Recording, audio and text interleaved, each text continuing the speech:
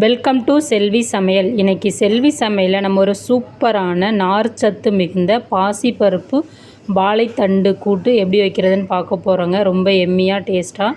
முதல்ல வாழைப்பட்டைக்குள்ளே இருக்கிற வாழைத்தண்டை எப்படி க்ளீன் பண்ணுறது, அதுக்கு ஒரு மசாலா அரைச்சி ஸ்டெப் பை ஸ்டெப்பாக செய்ய போகிறோங்க. ரொம்ப டேஸ்ட்டாக இருக்குங்க, எம்மியாக இருக்கும். இந்த முறையில் செஞ்சு பாருங்கள்.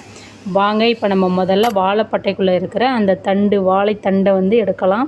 இந்த மாதிரி எடுத்துக்கோங்க. இந்த மாதிரி தான் இருக்கும் அந்த வாழைப்பட்டைக்குள்ளே வாழைத்தண்டு. அந்த வாழைப்பட்டையை நேராக கத்தி எடுத்து ஒரு கீரல் போட்டிங்கன்னா லேயராக அந்த வாழைப்பட்டை இருக்குங்க, அது வந்துடும்.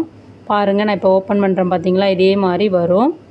இன்னொரு ஸ்டெப்பும் அதே மாதிரி கத்தியால் ஒரு கீரல் போட்டு உரிச்சிங்கன்னா வந்துடும். இதே மாதிரி லேயராக வந்துட்டு லாஸ்ட்டாக வராமல் இருக்கும் இந்த பட்டை. அப்படி இருக்கிறது தான் நமக்கு சூப்பரான வாழைத்தண்டுங்க.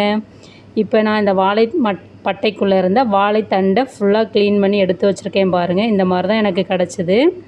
இன்றைக்கி ஒரு 1/2 கிலோ அளவுக்கு நான் வாழைத்தண்டு எடுத்துருக்கேங்க. இந்த வாழைத்தண்டை நம்ம கட் பண்ணி வெளியில் வச்சா கருப்பாயிடும், நிறம் மாறிடும். அதனால் ஒரு வானலில் தண்ணி வச்சுருக்கேன். அந்த தண்ணியில் கொஞ்சம் மஞ்சத்தூள் ஆட் பண்ணிக்கிங்க. அப்படி இல்லைனா நீங்கள் மோர் கலந்த தண்ணியும் யூஸ் பண்ணிக்கலாம். வாழைத்தண்டில் நார் நிறையா இருக்குங்க. அந்த நாரை எப்படி க்ளீன் பண்ணுறதுன்னு பார்ப்போம் வாங்க. இந்த மாதிரி நைஃப் எடுத்து ரவுண்டாக கட் பண்ணி இந்த மாதிரி இழுத்திங்கன்னா வருது பார்த்தீங்களா, இதுதான் அந்த நார் பகுதி. இதை நம்ம விரலால் இப்படி சுற்றணுங்க. சுற்றுனீங்கன்னா நார் சுத்தமாக க்ளீனாக வந்துடுங்க. இப்படி நார் எடுத்து அந்த வாழைத்தண்டை நம்ம உடனே அந்த மஞ்சள் தண்ணி கலந்து வச்சுருக்கோம் பார்த்தீங்களா, அதில் போடணும். அப்படி இல்லைனா நீங்கள் உங்கள்கிட்ட மோர் இருந்ததுன்னா மோர் கலந்த தண்ணியிலையும் நீங்கள் போட்டிங்கன்னா அதோட நிறம் மாறாமல் கருப்பாகாமல் அப்படியே இருக்குங்க. இப்போ பாருங்கள், திரும்ப கட் பண்ணி காமிக்கிறேன். இதே மாதிரி நார் பாருங்கள் எவ்வளோ அழகாக நிறையா இருக்குது பார்த்தீங்களா. இந்த நாரை ஒரு விரலை வச்சு நல்லா இப்படி கையால் சுற்றுனீங்கன்னா உங்களுக்கு ரொம்ப க்ளீனாகவும் ஈஸியாகவும் வந்துடுங்க.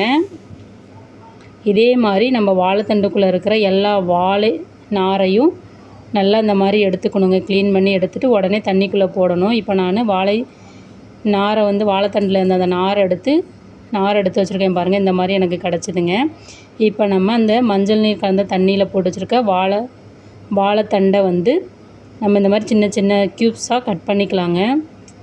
பாருங்கள், நான் எப்படி கட் பண்ணுறேன்னு பாருங்கள். ரொம்ப ஈஸியாக இருக்குங்க. வாழைத்தண்டை கட் பண்ணுறப்ப ரொம்ப சாஃப்டாக இருக்கும். இதே மாதிரி சின்ன சின்ன க்யூப்ஸாக கட் பண்ணிக்கிங்க. அப்போ தான் நம்ம வேக வச்சு அதன் பிறகு தான் நம்ம செய்ய போகிறோம். அப்போ தான் அந்த பாசிப்பருப்பு போட்டால் வாழைத்தண்டு கூட்டு ரொம்ப டேஸ்ட்டாக எம்மியாக இருக்கும். வாரத்தில் ஒரு முறையாவது வாழைத்தண்டு சேர்த்து சமைச்சு சாப்பிட்டா நம்ம உடம்புக்கு ரொம்ப நன்மை தரக்கூடாதுங்க. இந்த வாழைத்தண்டு நீங்கள் பொரியலாக கூட்டாக எப்படி வேணாலும் வச்சு சாப்பிட்லாங்க. இப்போ நம்ம கட் பண்ணதை அந்த மஞ்சள் கலந்த தண்ணீரில் போட்டுடணும். இல்லைனா அதோட நிறம் மாறி கருப்பாயிடுங்க. இதே மாதிரி நான் எல்லா வாழைத்தண்டையும் கட் பண்ணி வச்சுருக்கேன். இப்போ அதன் பிறகு அதில் சின்ன சின்ன க்யூப்ஸ் சின்னதாக நார் இருக்குது பாருங்கள். அந்த நார் எடுக்கிறதுக்கு இந்த மாதிரி விஸ்க் ஒன்று வச்சிங்க, இல்லைனா கம்பி எடுத்துங்க, இல்லை முள் பகுதி மாதிரி இருக்கிறத எடுத்து இந்த மாதிரி சென்றாக நல்லா மிக்ஸ் பண்ணிங்கன்னா பாருங்கள் நமக்கு நார் கிடச்சிருச்சு. ஓரெல்லாம் நான் முன்னாடி க்ளீன் பண்ணப்பே நல்லா க்ளீன் பண்ணிவிட்டேன். அதனால் நமக்கு நிறைய நார் கிடைக்கல. அப்படி ஒரு சில நார் இருந்தால் நீங்கள் இந்த மாதிரி எடுத்திங்கன்னா ரொம்ப ஈஸியாக குயிக்காக நீங்கள் க்ளீன் பண்ணிடலாங்க. வாழைத்தண்டை க்ளீன் பண்ணால் 10 நிமிஷம் போதுங்க. இதே மாதிரி எல்லா நாரையும் எடுத்துருங்க. எடுத்த பிறகு அடுப்பை ஆன் பண்ணுங்கள். அடுப்பை ஆன் பண்ணிவிட்டு நம்ம இப்போ க்ளீன் பண்ணி வச்சுருக்கிற அந்த வானலில் வச்சுருக்கிற வாழைத்தண்டை அடுப்பில் வச்சுக்கலாங்க. அடுப்பில் வச்ச பிறகு நல்லா மிக்ஸ் பண்ணி கொடுங்க. மஞ்சள் தூள் சேர்ந்த தண்ணியில் தாங்க வச்சுருக்கேன் நான். இப்போ சுவைக்கேற்ப கல் உப்பு ஆட் பண்ணிக்கலாங்க. இந்த வாழைத்தண்டு சுவைக்கேற்ப மட்டும் கல் உப்பு ஆட் பண்ணிக்கிங்க.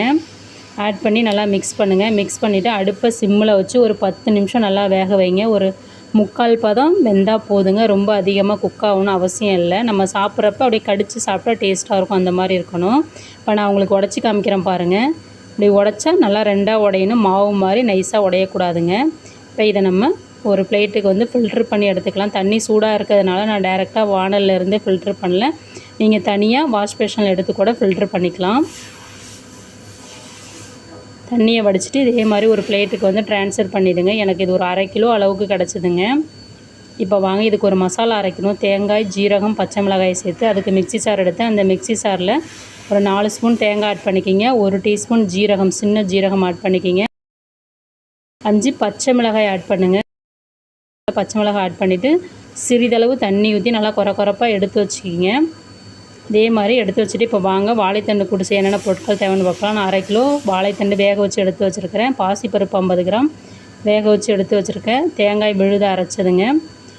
10 பல் பூண்டு பொடியாக கட் பண்ணி வச்சுருக்கேன். 10 சின்ன வெங்காயம், ஒரு தக்காளி, 4 காஞ்ச மிளகாய், கருவேப்பிலை ஒரு கொத்து, கடுகு சிறிதளவுங்க. வாங்க இப்போ அடுப்பை ஆன் பண்ணிவிட்டு அடுப்பில் வந்து வானல் வச்சுக்கிறேன். வானலில் 2 ஸ்பூன் எண்ணெய் ஊற்றுங்க. எண்ணெய் காஞ்ச பிறகு கடுகு, ஜீரகம், பெருஞ்சீரகம் சேர்ந்த கலவை 1 டீஸ்பூன் ஆட் பண்ணிக்கிறேன். காய்ந்த மிளகாய் 1 கிள்ளி போட்டுக்கிறேன். கருவேப்பிலை சிறிதளவு ஆட் பண்ணிக்கிறேன். நீலவாக்கில் கட் பண்ண பூண்டு ஒரு 10 பல் ஆட் பண்ணி நல்லா வதக்குறேங்க. அது வதங்கின பிறகு அது கூட 10 சின்ன வெங்காயம் ஆட் பண்ணி அதையும் கண்ணாடி பதம் வர வரையும் வதக்கிக்கிறேன். அது கூட ஒரு தக்காளி நீலவாக்கில் கட் பண்ண தக்காளியை ஆட் பண்ணிக்கிறேங்க. மஞ்சள் தூள் சிறிதளவு போட்டிங்கன்னா வெங்காயம் தக்காளி சீக்கிரமாக நல்லா வதங்கி வருங்க. இப்போ வதங்கி வந்த பிறகு நம்ம வேக வச்சு எடுத்து வச்சுருக்கிற வாழைத்தண்டை ஆட் பண்ணிக்கலாங்க. வாழைத்தண்டை ஆட் பண்ணிவிட்டு நல்லா மிக்ஸ் பண்ணுங்கள். இப்போ நல்லா மிக்ஸ் பண்ணிட்டேங்க. இந்த ஸ்டேஜில் நம்ம வேக வச்சு எடுத்து வச்சுருக்கிற பாசிப்பருப்பு ஆட் பண்ணிக்கலாங்க. நான் மஞ்சள் சேர்க்காமல் வேக வச்சதுனால கலர் இப்படி இருக்குது. நீங்கள் மஞ்சள் சேர்த்து வேக வச்சு ஆட் பண்ணிக்கிங்க. இப்போ இந்த பாசிப்பருப்பை போட்டு நல்லா வாழைத்தண்டுக்குள்ளே மிக்ஸ் பண்ணுங்கள் ஒரு நிமிஷம். அது மிக்ஸ் ஆன பிறகு தேங்காய், ஜீரகம், பச்சை மிளகாய் போட்டு அரைச்சி வச்சுருக்க அந்த விழுதை ஆட் பண்ணிக்கலாங்க. ஆட் பண்ணிவிட்டு இதையும் 1 நிமிஷம் நல்லா மிக்ஸ் பண்ணுங்கள். அடுப்பை மிதமான தீயில் வச்சுக்கிட்டு இப்போ கூட்டுக்கு தேவையான அளவு தண்ணி ஊற்றிக்கிங்க. கூட்டுனாலே தண்ணி கம்மியாக தான் ஊற்றணும், அதனால் கொஞ்சம் கம்மியாக ஊற்றிக்கிங்க. இப்போ சுவைக்கேற்ப உப்பு ஆட் பண்ணிக்கலாம். நம்ம வாழைத்தண்டு வேக வச்சப்பயே உப்பு ஆட் பண்ணியிருக்கோம், அதனால் பார்த்துட்டு கம்மியாக உப்பு ஆட் பண்ணிக்கிங்க. ஒரு 10 நிமிஷம் நல்லா கொதிக்கணுங்க. கொதிச்சதுன்னா நமக்கு சீக்கிரமாக வெந்து வந்துடும். ஏன்னா அந்த மசாலா நம்ம போட்டிருக்க மசாலா வேக தாங்க டைம் எடுக்கும். நம்ம ஏற்கனவே வாழைத்தண்டு வேக வச்சு தான் போட்டிருக்கோம். தக்காளி வெங்காயம்லாம் நல்லா வதங்கி வந்திருக்கு. இப்போ பாருங்கள் நல்லா சுண்டி வந்திருக்கு தண்ணியெல்லாம். கூட்டுக்கு தகுந்த பதம் வந்திருக்கு. இப்போ வாங்க இதுக்கு ஒரு தாளிப்பு கொடுத்துக்கலாம். சின்னதாக அடுப்பு ஆன் பண்ணிவிட்டு வானல் வச்சுக்கிறேன். வானலில் 2 ஸ்பூன் எண்ணெய் ஊற்றி கடுகு சிறிதளவு ஆட் பண்ணிக்கிறேன்.